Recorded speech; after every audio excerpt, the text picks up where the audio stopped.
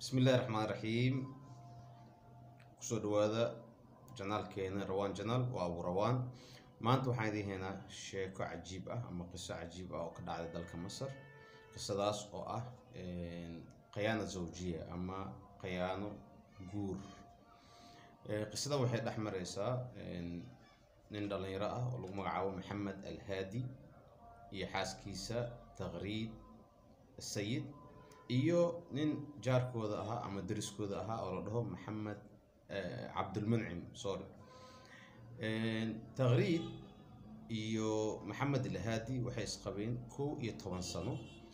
11 sano waxay isu dhaleen 3 caruur ah oo ah Salma iyo Aadam iyo wiil yar oo la dhaho Muhammad.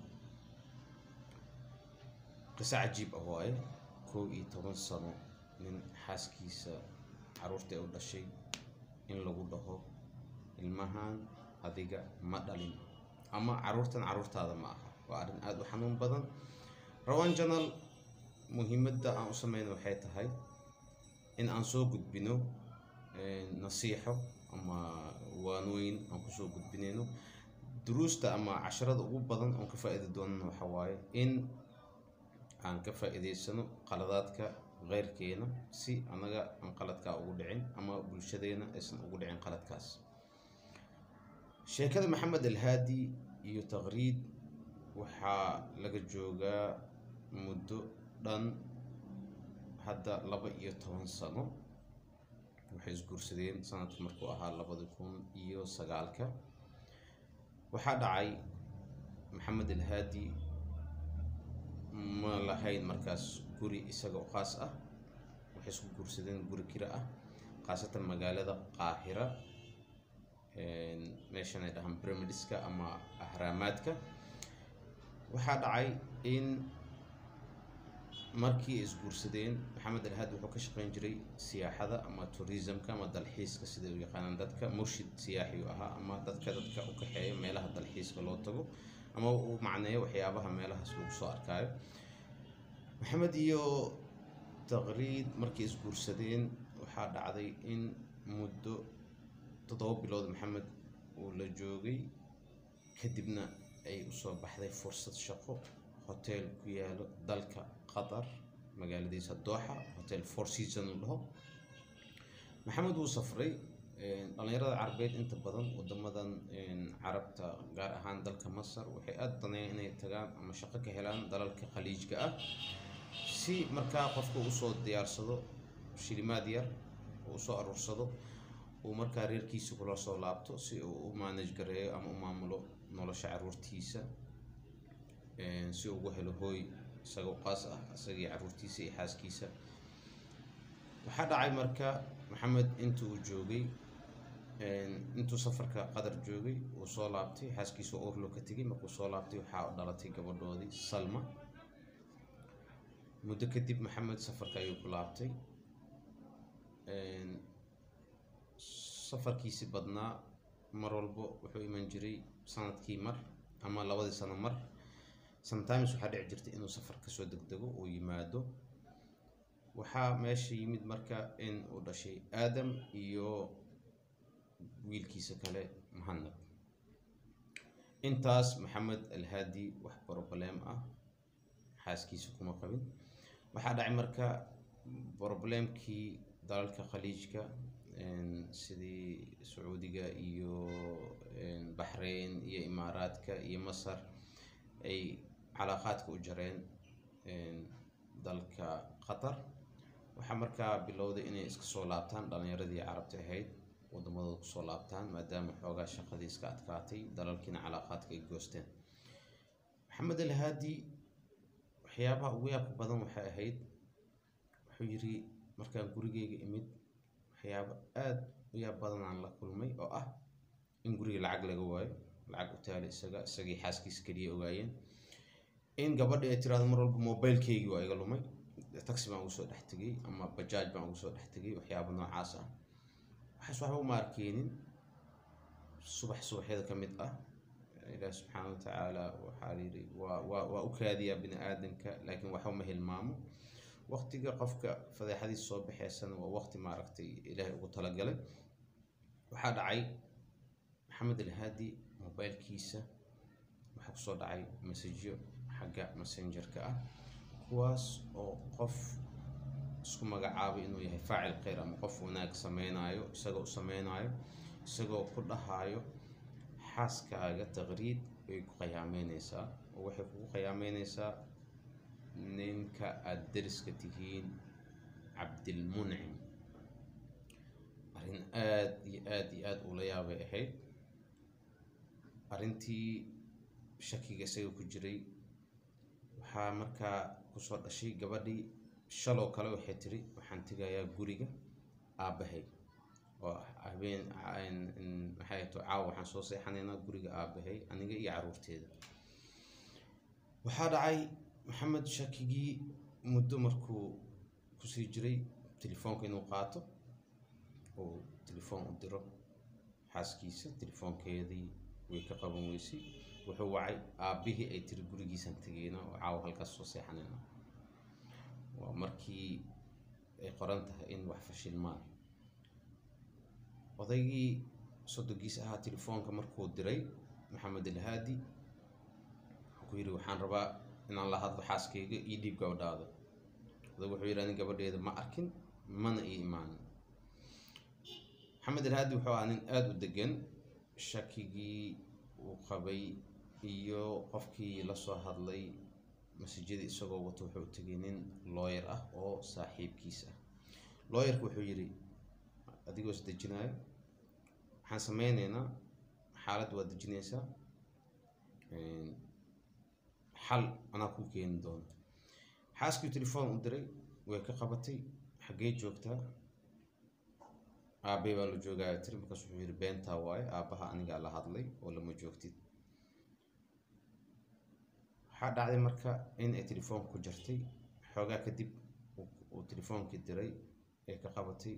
aawo gabadheedu yiri. gabadh yareed bay wuxuu ku tiri waxaan la joognaa ku dheh habar heblo oo ah naag markaa ay saaxiib la ahayd oo maxamedkana aada u jecleen oo ahayd qof aan sumcad wanaagsan lahayn. arrintii iyadoo sidaa ay tahay lawyerkii saaxiibka la ahaa maxamed alhaadi uu ku yiri isdeji. waxaa suuro gashay in maxamed alhaadi labadii wiil oo yaryaraa uu guriga kasoo kaxeysto, isaga iyo lawyerkiina ay nidaamiyaan in ay caruurtii geeyaan. maxaa dhacay maxamed alhaadi sorry intaas waa hilmaam wuxuu yiri aniga 100% waa ku kalsoonahay inaan dhalay gabadheeda Salma. qosof waqtigaas waan joogay oo 9 jir waay Salma hadda.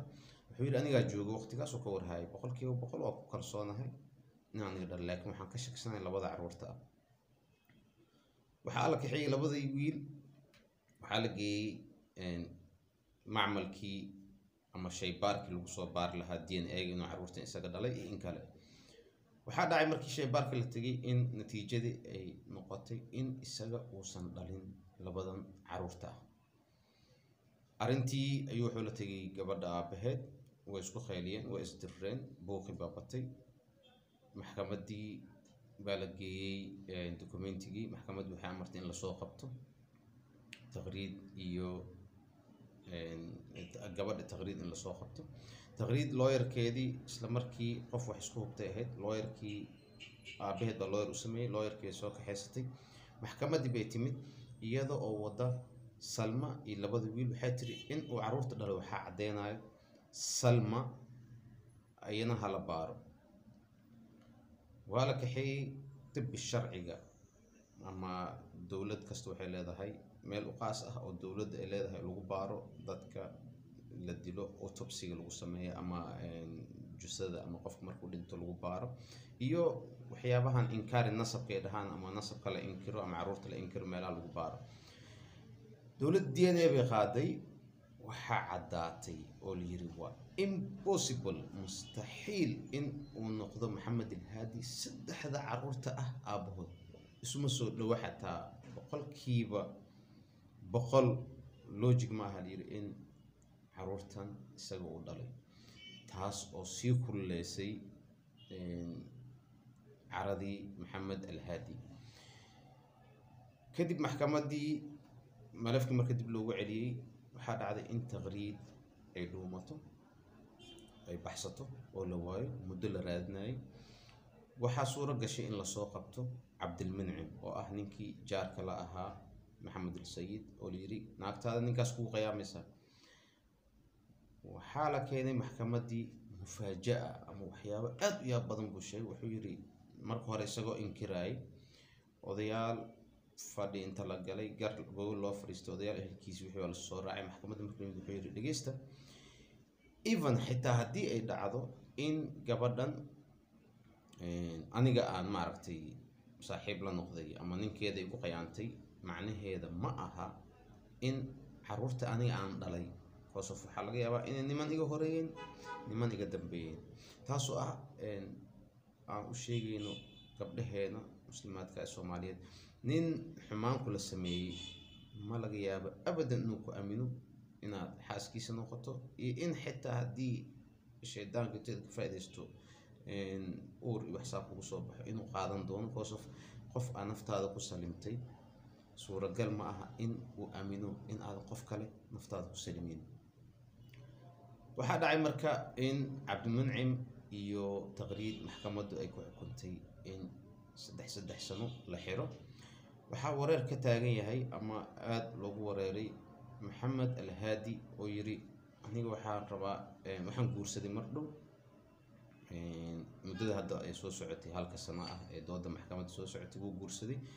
maxkamadda ugu dambeysay wuxuu yiri aniga waxaan rabaa in awlaadan magacayga laga tiro ciddi iska leh ama ciddi dhashay lagu nasab yeelo koosof hadhow aniga waxaa laga rabaa masruufkooda waynay dhaxlayaan.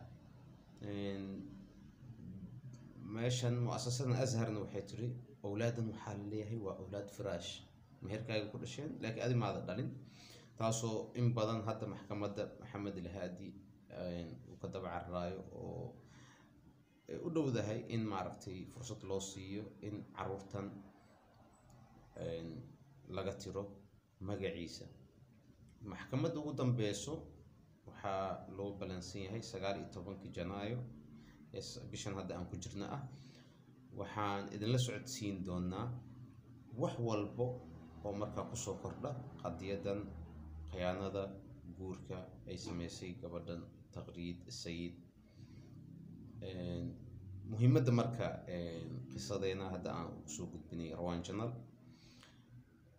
waxa waa in aan ka qaadano cibra ama tusaale lagu qaato si looga badbaado ama looga faa'iideysto qaladaadka dadka khayrkeena ay ku dhacaan in anagana aysan ina ku dhicin. raali ahaada.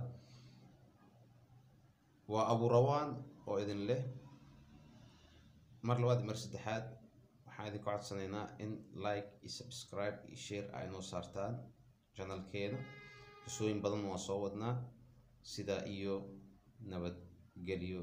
assalaamu calaykum ورحمة الله وبركاته.